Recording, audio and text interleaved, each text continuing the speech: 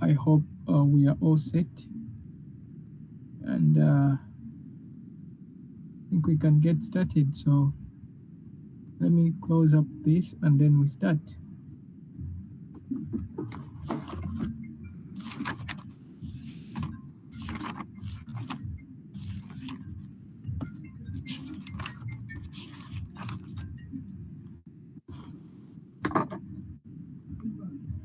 Okay, you can go in our folder, the folder that we usually store our work. I think CD desktop, ls to see. The folder is called Polkadot builds. Polkadot builds. So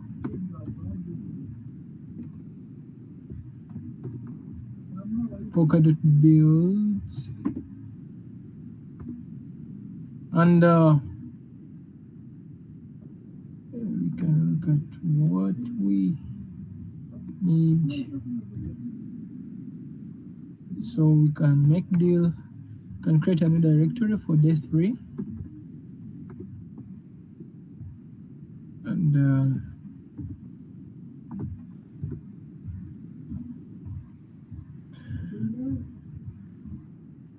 so I think we are going to create most of our work in this directory. So we are going to start with structs. So I think I can create a new Rust project. So cargo new, you can say struct. So since yesterday we talked about things to do with ownership and borrowing, so we're going to start fusing those into writing the code, which will engage things like structs, enums. We do things like extended enums like the return t. Okay, so let me, it is cargo. Name struct cannot be used as package. Okay, so I can say cargo new demo structs,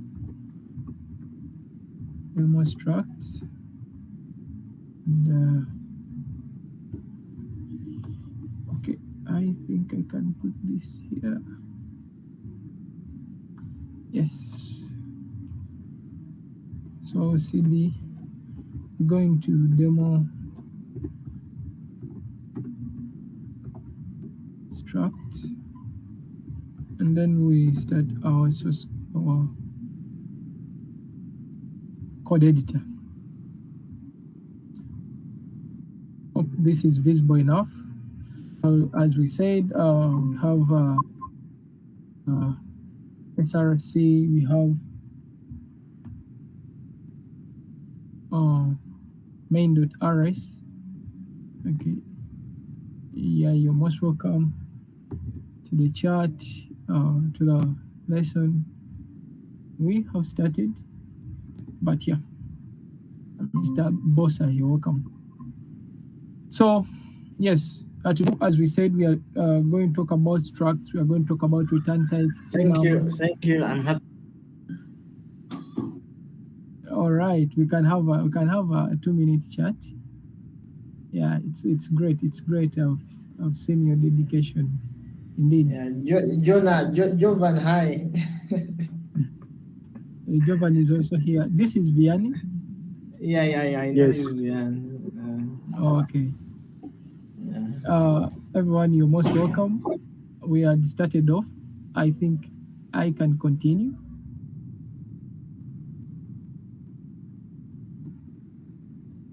Okay.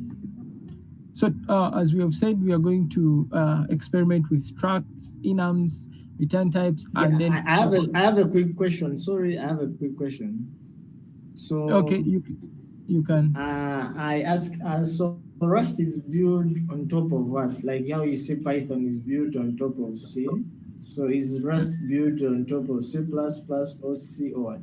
What's the matter? Where does it come from? It's built on top of which language? Can I take that on? I think REST is built like Jovan. You can take it on. Yeah, sorry, I accidentally stepped the raise hand, but yeah, I think I can answer that. So Rust is not an interpreted language like how sorry, I'm on the way, like how Python is and JavaScript, whereby it has to be interpreted to low level. It's not it's a compiled language. So it's a compiled language itself. So it is not that when you write and you compile, then it gets interpreted. No, itself as itself is a compiled language. You get, so Jovan, it what I'm wasn't built on. asking, what I'm asking, because the way you say C++ is a subset of C, eh? So yeah, so which compiled language, which low level language is Rust closer to? Yes. Okay. And now you formatted your question well. Yeah, if it is itself as itself is a low level language. You get it itself as itself is a low level language, and it's in the when you categorize it, you have to categorize it with C++, because it's the same thing. You get, it's the same category. That's why it's used to build operating systems and what. So it is another alternative to C++ or C. I don't know if I make sense. Definitely makes sense. You definitely makes sense. I get you. Yes, you categorize it with C, so it's independent as you see C. Okay, I think that's a good explanation for that. Any other question? Or we can continue. I think we can continue. All right. Okay, so um I think all if you've written other languages, structs don't change, but they can be a great building block because to help you to put like things together. Let me say you have a user and this user has many attributes, so um, you can have a structure. Structure is short for structure. Maybe this user can have um, username and you give it a type. Username is always of type a string. Yesterday we saw this type called string. Uh, um, Username maybe email. So Rust has two string types. We have the str and this string. As we say, that string is managed by the heap. So we can maybe take his active, whether he's active or not. And,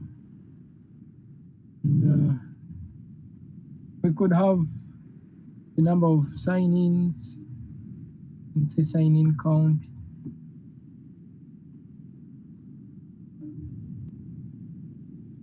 We can give this as probably U64. Okay, we can have that. We can leverage the struct in the main function. So probably to access our struct, we can say maybe we can create an instance of the struct. This is our user. We can say let user one be assigned with um, it must end with a semicolon. So for username,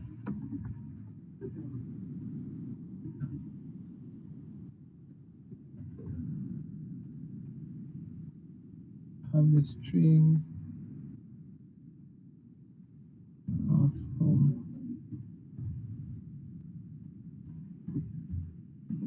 Centra quad. So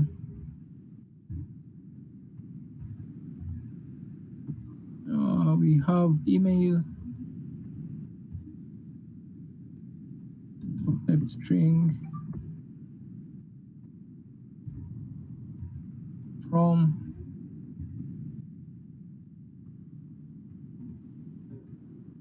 cuts, at probably the central code, the text YZ. We have active, so active, I can take this as true.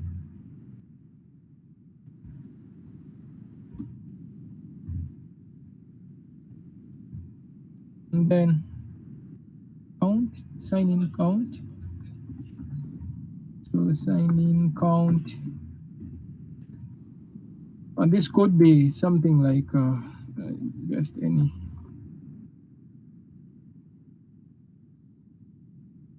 struct literal body without path. So this one you have to give it a user the name of the other struct. So yes. So now this is a way to access our struct. And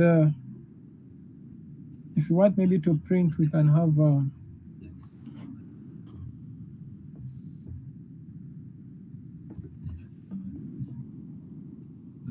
print ln.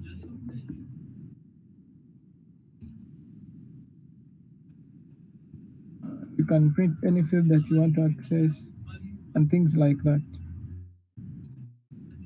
But actually, if we start printing,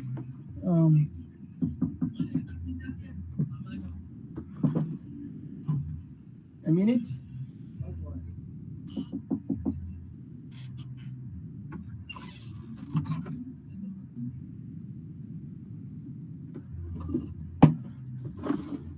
Okay. So this is the way we can access a struct. So we can take structs further, and maybe we take them to other things like other functions. Let me see here.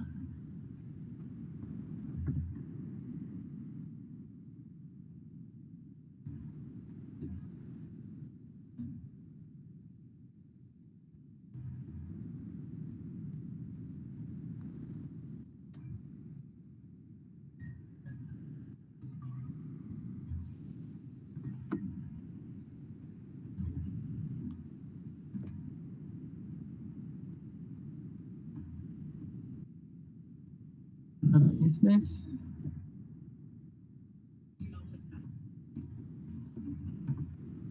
Let's look at an example where we are going to use another function to extend the struct.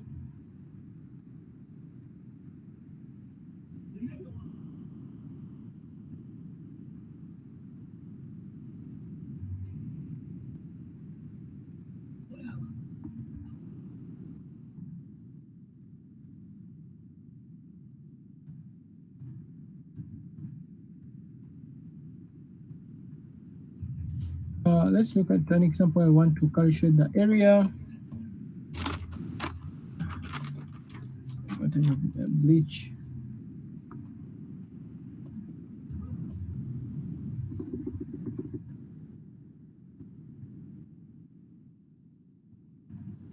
So we can have a struct. Probably can be a rectangle. Then we give it a width and height. Width. So type could be U32, U64. And height.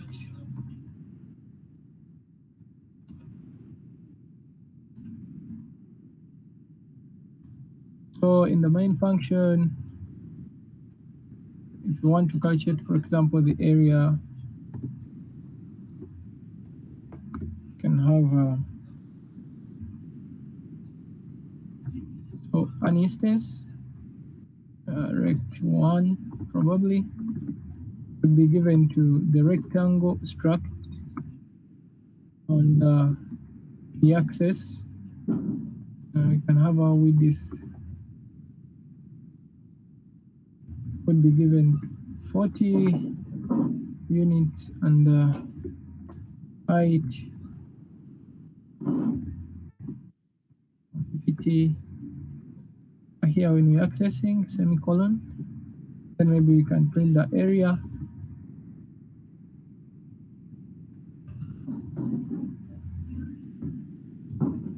Area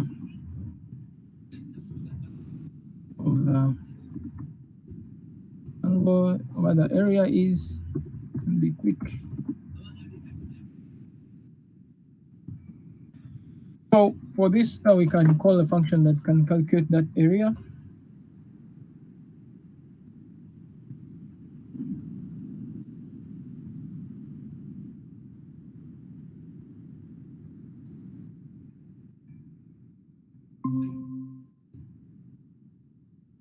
Something like this.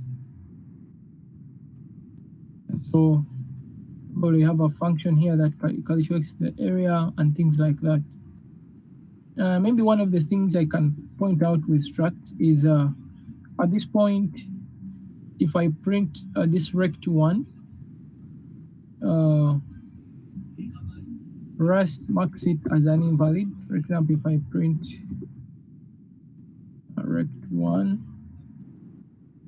this instance, so it does not implement std format display, the trait standard. So the trait std fm display is not implemented for rectangle. This component makes Rust confused whether to print the instance or to implement the format display. So if I want to print this in bug, we import what we call debug module. So it is imported like this on top of struct drive bug. I see that when I bring this into play, I'm telling this that I want this to be printed as I'm debugging. And if I want this to be printed, I can introduce a shorthand here.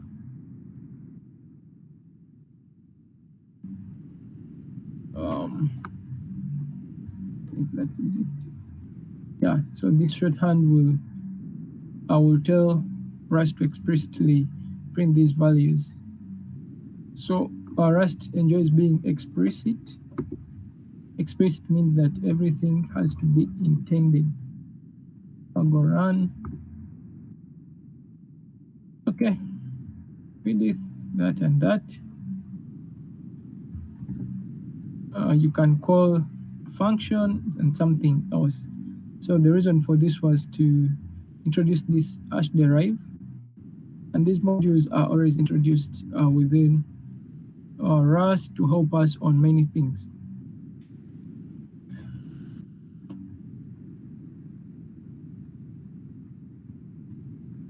I think with structs, I can stop here. I want to start a new topic called enums. Okay, let me clear this. So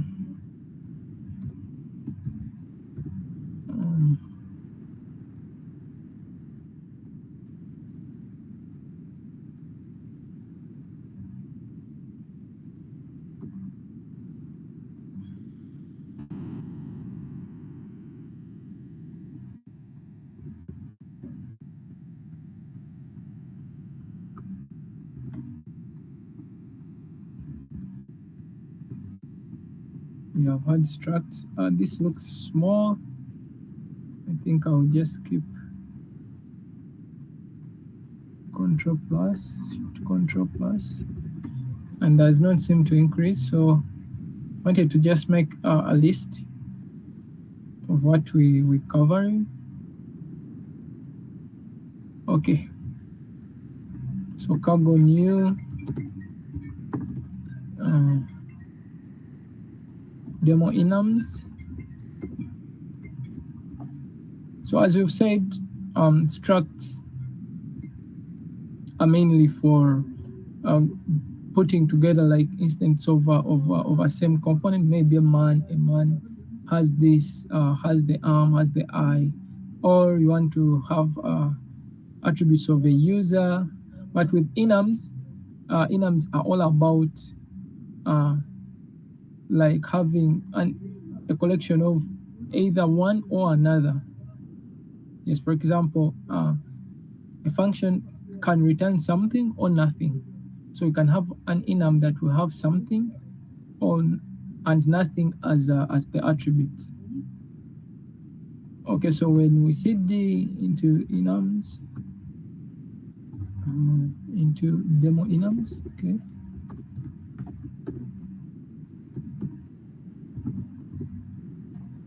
code dot. So this component of representing something or nothing is a very big component of Rust. We'll see return types. You're going to look at many things. Alt F4, let me close this and open this up. So if I go source min.rs, so enums are almost instantiated as structs. And thus we have the enum keyword. So we can have an enum of person, either a boy or girl.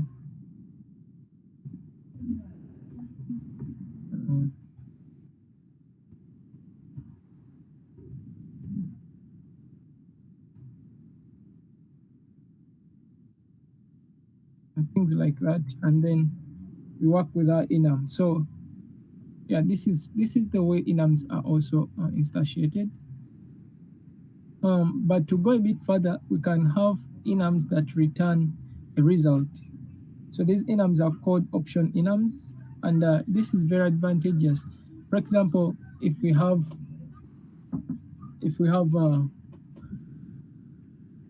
our function, and we hope the function can return something, and then in case it returns something, we want to hold it and use it. In case it returns nothing, then we don't want to have, we want also to hold that situation, that case when the function has returned nothing.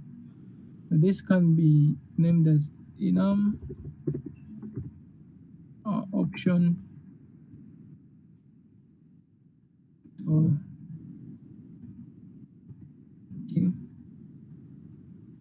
this mostly returns nothing, which is none, or something. You can say something of the value type t. And we are going to see this in play. Yeah. So t is a feature of Rust known as a generic type. And we can have an example main.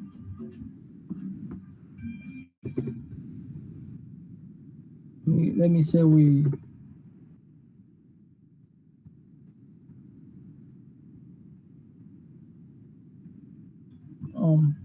want to get, we are going to have many examples, but also one of the things that I'd forgotten is that option t is also sensitive. For example, if I have a variable x, v of type i8, let me say it could be i8, and this is 5, 4, then I have w of type option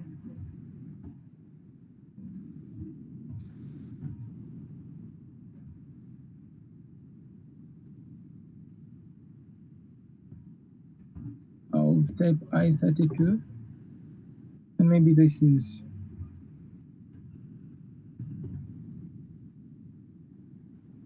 this is 5, and these two cannot be added. because they have different types. And these are one of the errors that we often do. But these two can be added. This is of option. Uh, even if this is I8,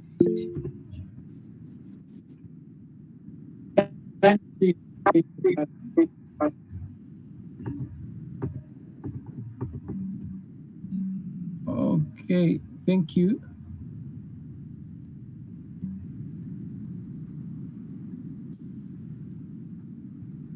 Thank you for that.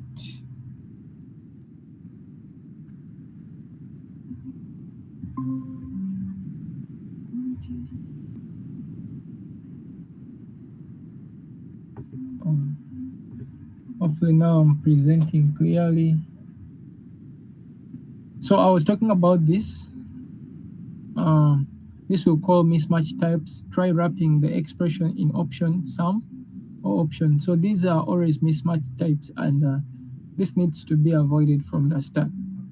So yeah, this is how enums can evolve. And enums can also evolve with match functions. Uh, with match.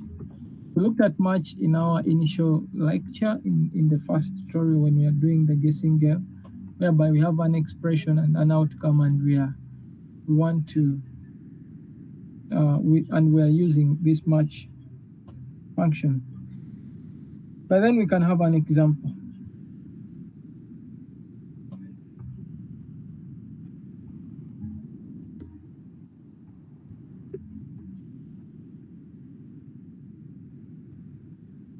Let me select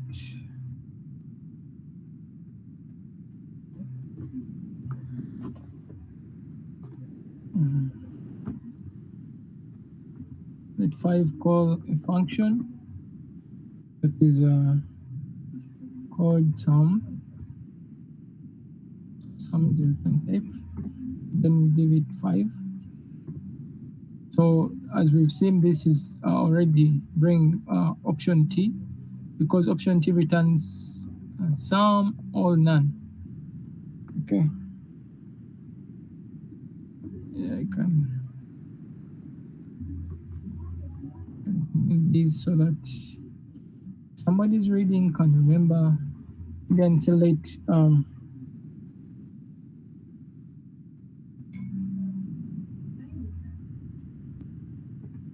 6. So call a function where we add 1 to sum 5 plus 1 into 5. I also have another let none. We know that options always return a result, and none to probably plus 1. Then we have none.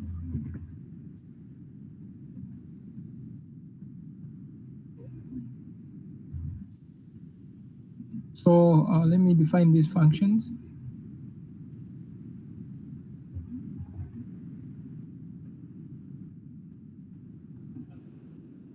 Plus 1. Since we have this 5, we have to have a value. I can say y or x variable of type. Am I still sharing? Okay. Of type option. So option can also be carried as the other types that we saw as strings. And then we want to also return a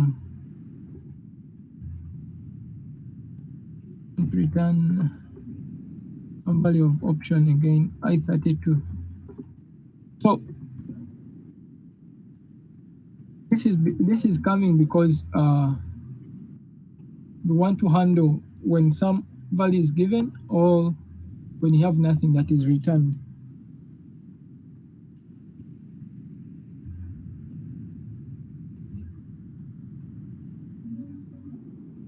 So if nothing is returned,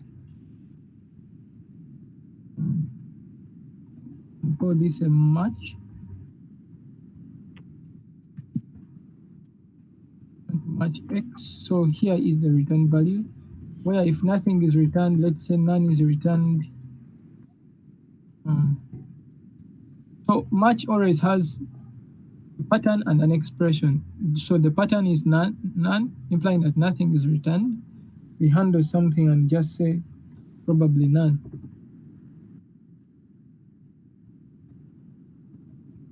And if something is returned, let's say value is received, and give it X, then the expression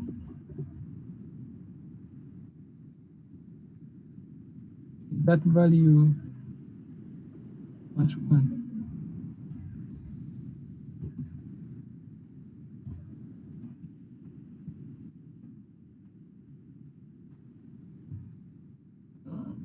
This option thing seems at first time seems to be a bit confusing, but once you get it, that option returns a result, and the result can either be something or nothing.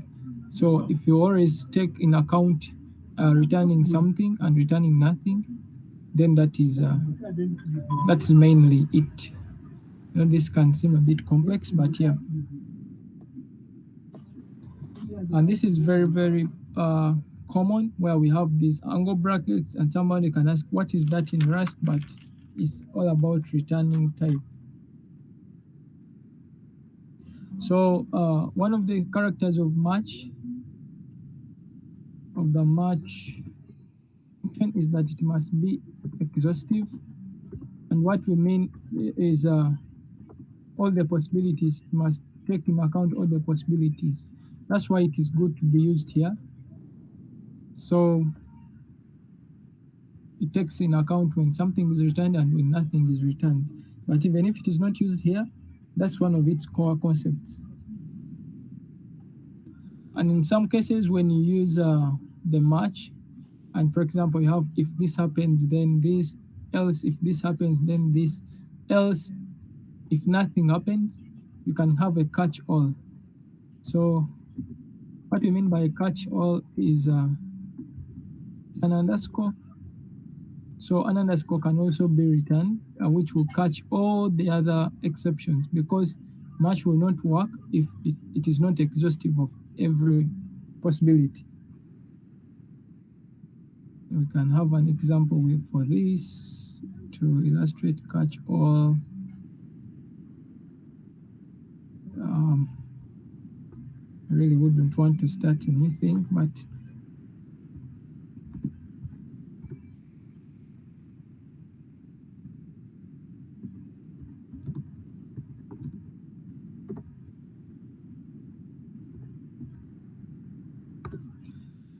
okay, so for catch all, I think I don't want to take a lot of time on catch all, but why not?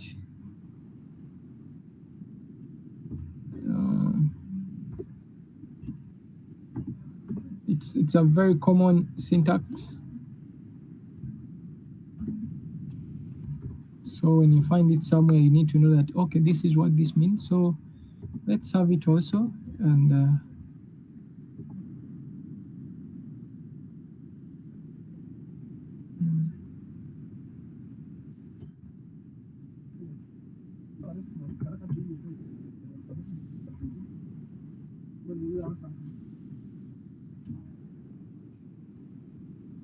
have an instance where we can have a catch all.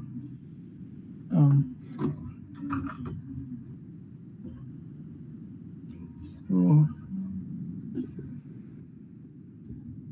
example, we can have a dice roll. So like dice roll, for example, we have a dice of 6 faces, given to 6, and want to only have 2 instances, then the other one we shall have a default catch all. So we can have a match. Match is like an extended if. So match dice roll this is like an if dice roll did something. So here, in case 3 is returned, the face with 3 is the pattern, then the expression. We could just call function called add 3. We are going to just create, if if if 5 is called, have the function which is add 5. Let's create it without also not, without anything, and then the catch all we can have if not, if others are returned. So this can be in that term. If others are returned, then we can have nothing. Okay. Here we just have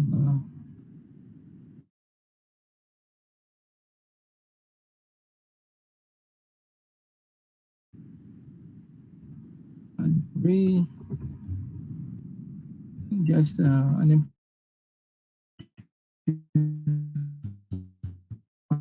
function. So fn add 5, an empty function for now. And yeah, so this is one of the uses of a catch-all statement. Okay, I think this is done. So we can go to vectors. Vector is also an interesting topic. When you start with options and then you go to vectors, it is very interesting. One thing you need to know about vectors is that vectors work on a heap. Yeah, let me. Vectors are added on a heap, and a heap has just a pointer to this ever changing storage. So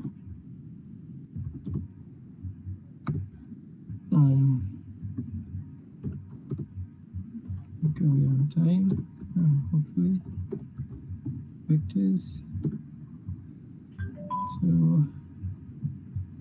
cd vectors.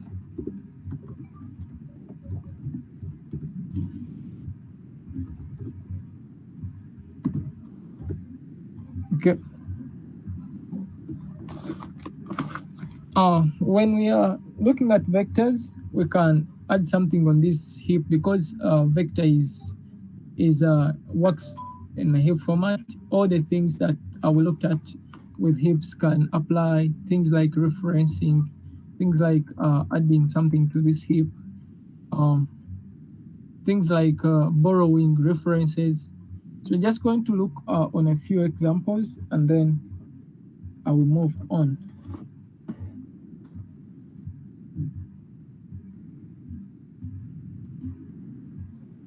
So if you want to create a new empty vector,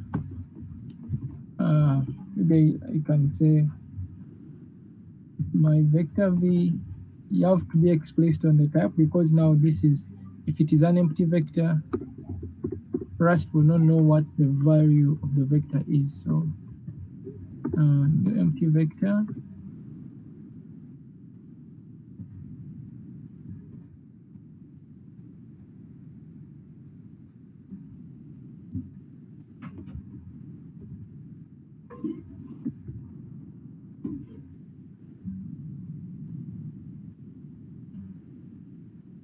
Type vector, then you have to be explicit. So I don't know why this came here.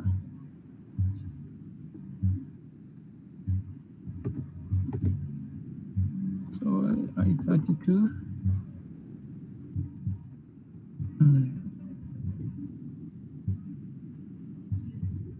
So it can be of a type of vec, and this is mainly if you're creating a new vector, a new empty vector. But whenever you're creating just a vector and you have variables in it, it becomes very easy. You don't have to be explicit. So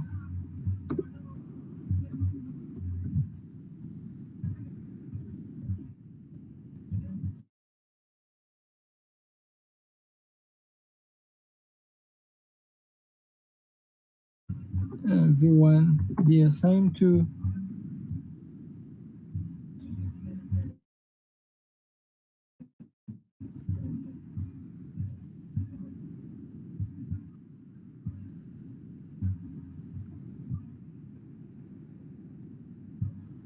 as soon as you input this value,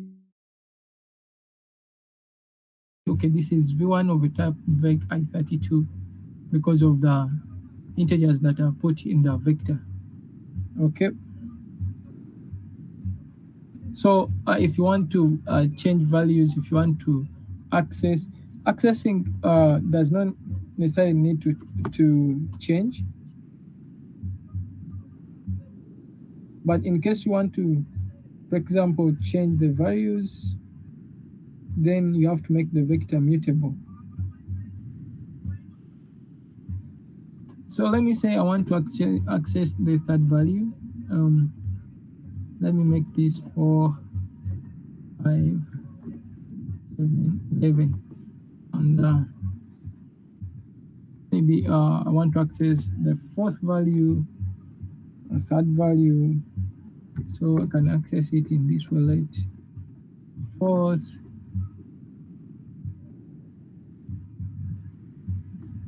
so since vectors are data types that are added on a heap, we access these values using the ampersand sign, and this is a sign that shows that we are referencing. So want to reference a value of data type I. Um,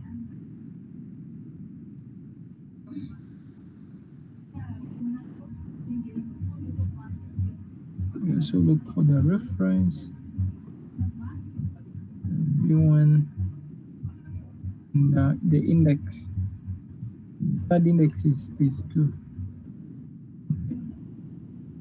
And this could be much fast taking, but when you want to access a vector, you have to access the index, and since vectors are stored in a heap, you access a reference to that index in your heap. So I have to be explicit that the vector I'm accessing is of type I32, and the reference to the vector and the index. You can also access access the vectors, the vector using get, using the get function. So a get function goes with a match, and as we've seen, that match is exhaustive of all the outcomes. So with this, you'll have to make sure that you also account for in case that value is not there. And this helps you when your program wants to panic. For example, you could want to access a vector that is not within the vectors. Let me say at index 20, which is not part of these vectors. So Macho will help you to handle that. But in case you want your program to panic, if that vector that has been, panic means that you want your program to stop, then you use this. So we can also try to look at the get quickly.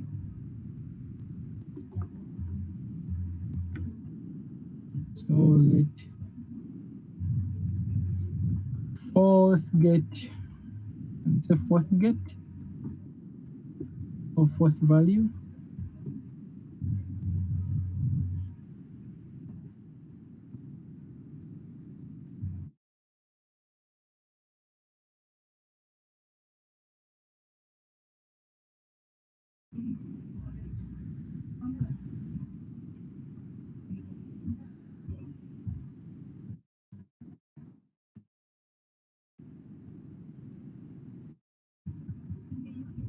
I32. So we do v1. Again, we are accessing the reference. So this referencing is very good to know about, and to know that vectors are stored in heaps. So on a heap, sorry. Get. We also pass w. So we also pass an index here. Yes, we are always accessing indices. So we also pass an index there. and then we have to have a match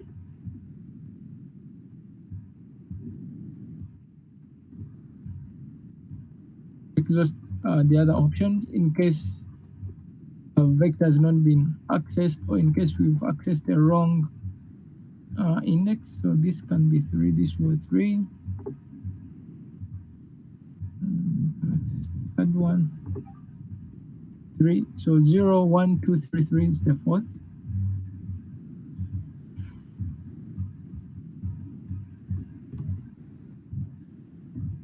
And you know that with the match we have some and none.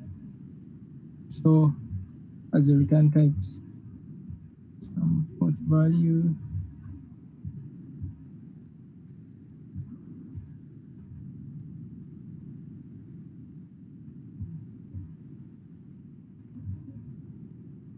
the pattern, the expression.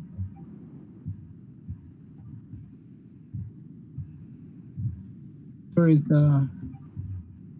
is like the same pattern that we take. I think we have had enough examples. Fourth number,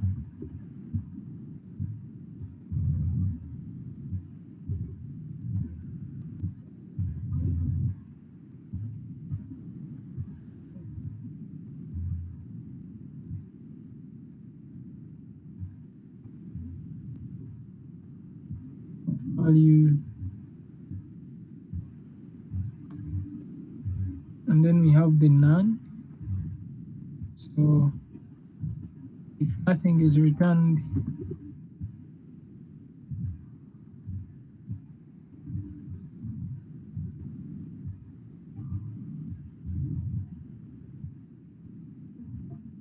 uh,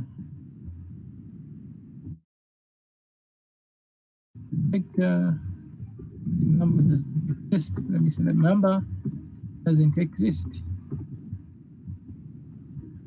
So this is one of the good things of Match, and one of the good things of Rust is the explicitness of Rust. So in case you want to use this type or you want to use this category, depends on what you want your program to do. If you don't want your program to just close up, then get is the best way. So run. So the fourth number is 4. Okay. So I think we have moved.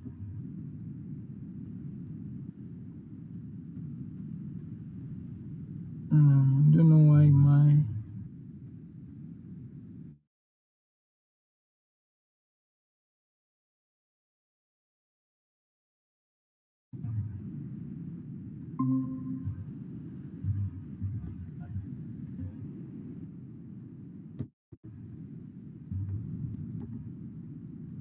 so I've been looking at vectors, and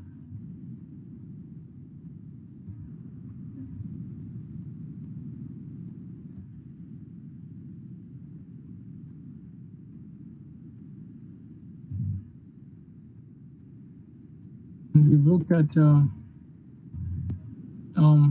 this vector, we've looked at vectors, we've looked at the way of accessing the vectors.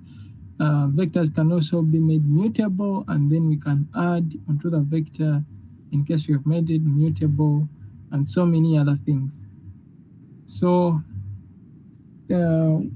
some of the things that you can look at is error handling. I think with error handling, we have things like returning the result of type T or the error. And it's the same concept, option T, error. So this time we shall have result T and error.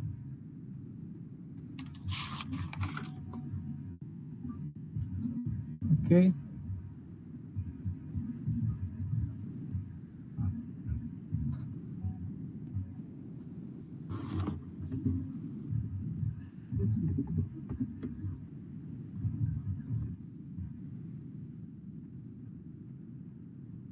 So we can have an example.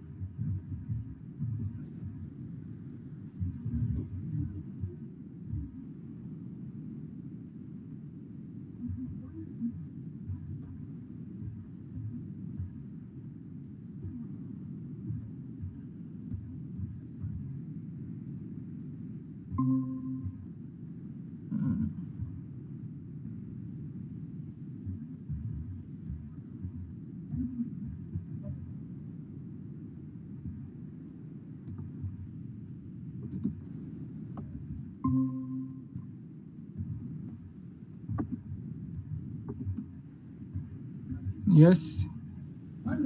Okay. So we are now going to, look at error handling and call it session. So cargo new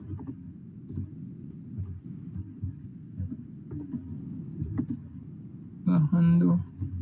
So error handling is also in the same way, like the way you see that option returns something or nothing. Error handling, we are going to have a result of a value type or of an error, and it also goes in the capacity of enums. So if I cd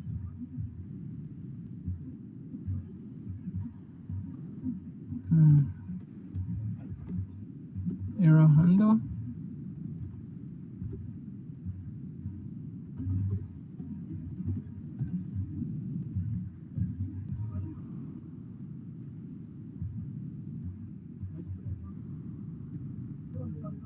we're going to have just one example, and yes.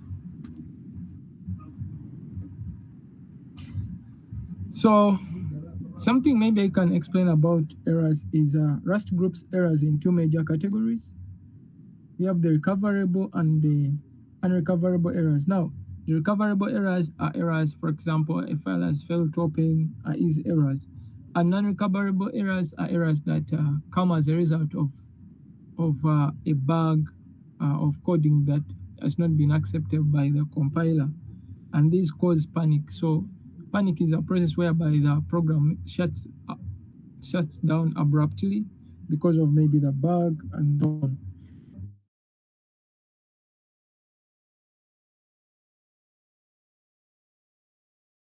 But we can also have panic from Rust itself.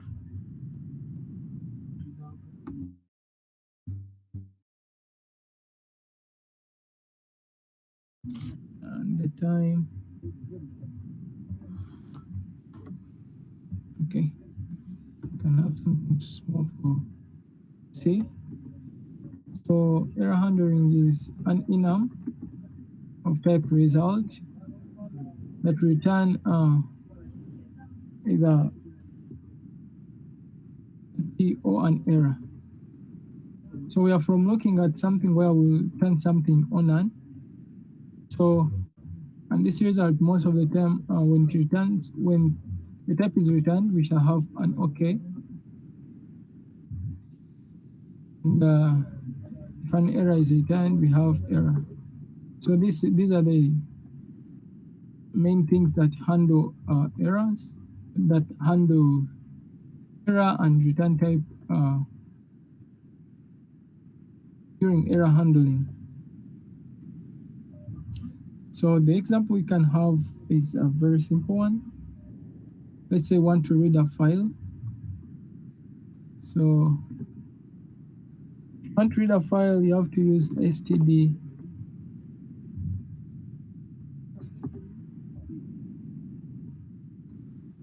file.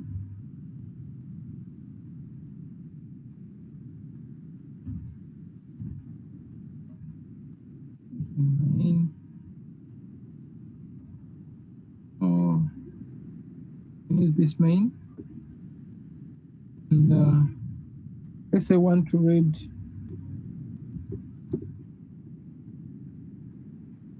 let get feedback. So we want to read a file that gives us a greeting feedback. Be assigned to. So the way we use file is that we want to open a file called maybe read.txt, could be hello.txt.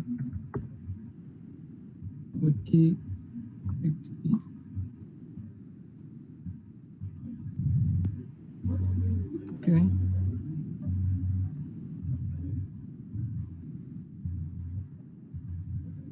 So we want to have open a file called hello.txt to give us a greeting feedback. And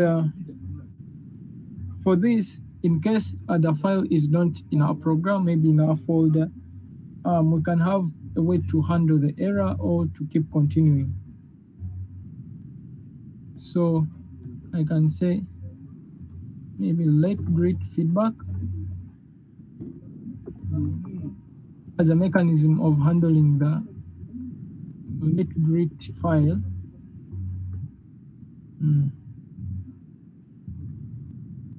Yeah, assign to match. So match is a good way. We've been using it and using it often. So have the great feedback, and if the feedback is returned, then we have OK. So have OK, and then the file being returned as a pattern, and the expression will be the file. But in case a file is not returned, then we have the error. This is an example of the way we can handle this error. So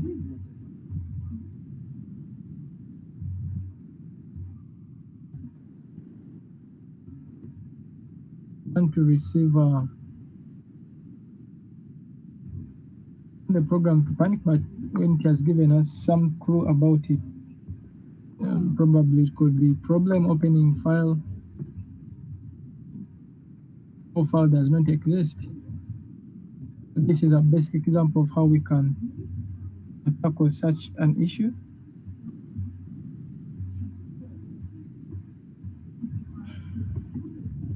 And to know the file itself, come with our short, and as we had said before, yeah, then the error. So this can be one of the ways we handle errors in Rust. Since this is a match, to end with an exclamation mark. So if I do cargo run, the program will panic because we don't have that file compiled. Yes, due to one previous error. So we don't have that file. So last on the list is a simple discussion. It's going to be a simple discussion about, I think I have around 10 minutes. I want also to have an opportunity for people to ask if there are questions, but also want to make sure that I can quickly complete this.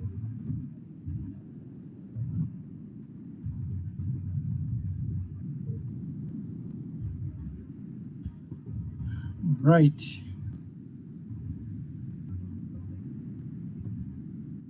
So the next thing that, which is the last thing that we have, is mainly, I'm just going to pass through it. In Rust, we have these things called packages. We have crates, we have modules, we have paths. So a package is a cargo feature that lets you build, test, and share crates. So most of the time when you go into Polkadot, there are these things, dependencies, package. So this will help you build.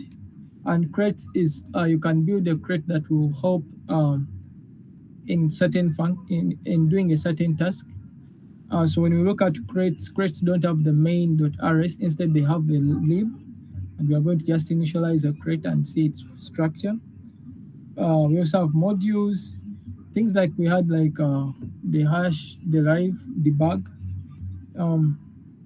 yes, and so on. So one thing we can do as our last thing is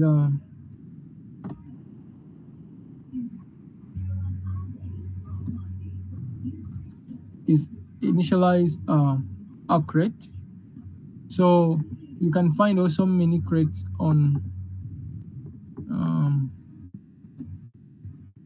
crates.io.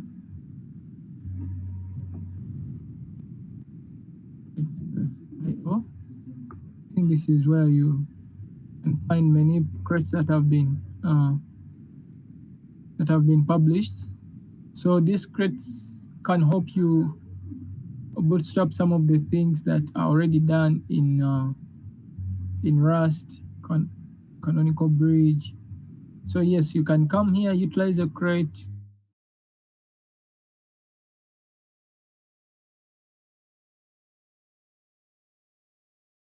your own crate or library.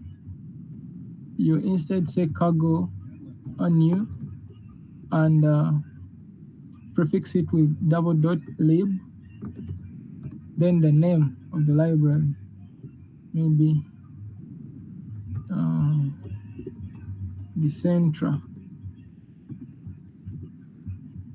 So cd Decentra. So if I open up Decentra, it lacks the main.rs and instead it has lib.rs. So when you go to source, we have this lib.rs because we are going to be using it as a lib or to create a crate. You can also have uh, files talking to each other and things like that. So for now, I think I can stop here. Tomorrow we shall conclude the Rust sessions. And yeah, this is just to open us up to the Rust programming language because next week we shall be in Ink and Ink is built on top of Rust. So in case there are questions,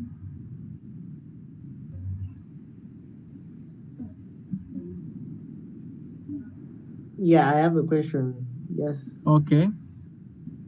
Yeah, so probably you could have spoken about it yesterday, but I didn't get you properly. So I want you to Yes, just your internet breaks. elaborate me, no more like just on the Rust garbage collection. Just elaborate on Rust garbage. Yeah, I'm Okay. asking. Am I clear? Yes, you are clear. Hello? So Rust garbage collection I'm in just Rust. requesting. I'm just requesting you to yeah, yeah. Hmm. So in Rust, garbage collection is done by us, and the way that we do it is, I can give an example. The way that we do it, we sort of uh, the reference that we've put. For example, garbage collection is mostly done with heaps. So where we have heaps, let me say you have a string where you have a user to input something. When that's when that heap finishes to use the data of the user, first Rust make sure that you cannot have many different pointers to that heap. Yes. The example I can give is let me see here, Jamboard. So I think this example is still there. My Jamboard I can explain with this.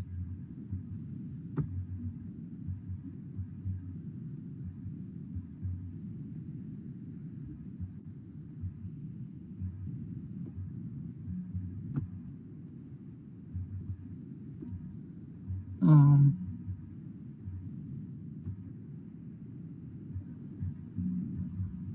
okay, I think it is loaded. It is loading.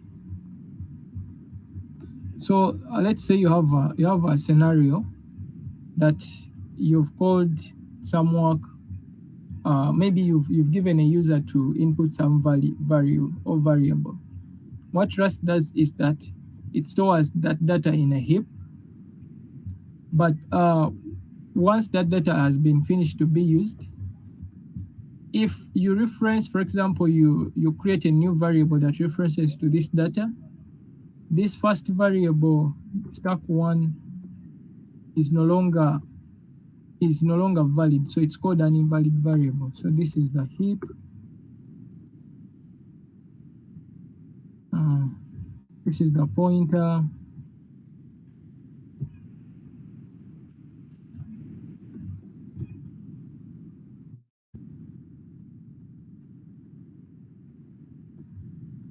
So the way Rust does it is that you cannot have these two pointing to the same heap, because once the value of the heap goes out of scope, these pointers will also be dropped and the values in the heap will be dropped.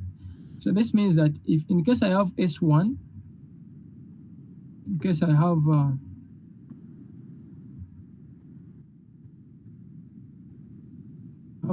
S1, S1 maybe equaling to 5, and I say S2 is being assigned to S1. First way of doing garbage collection is that S1 will immediately be made invalid. I cannot print S1. I cannot have a print macro to print S1. That's the first thing. So we shall always have one pointer to the data. In case I want to have S1, I'll just make a reference of S2, referencing to S1. So referencing is like I'm just borrowing the values of S1, and after using them, I will return them to S1. So I'll just make a small like sort of borrow. So in case I want to make a copy of S1, I will explicitly use the copy function. So that's some of the ways garbage collection is done. The program makes sure that it tells you to make sure that you are explicit, so that when the values are dropped, the space can be cleared, or the memory. How is that? Thank you. An explanation? Yeah, it's an explanation, but so I use like in C, you're supposed to assign memory. So after assigning memory as well in Rust, are you supposed to, after you have assigned, as you've explained, are you supposed again to redeem it? Like, Okay, now the way memory is redeemed here is once your value goes out of scope. So out of scope means that in case you've finished using that memory and maybe you've returned a value, maybe the memory was being used to calculate something and you return a value, that space will be redeemed. So you don't assign, because does it do its own garbage collection, or you're the one who does it? yeah, you are the one who is supposed to do it as well. Okay. But you're supposed to free, yeah. So that's the way we free here, by dropping. So you make sure that you have one heap, and once you finish your using, as long as the program says that you finished using the memory what you are using it for, it will drop that value and then redeem the storage.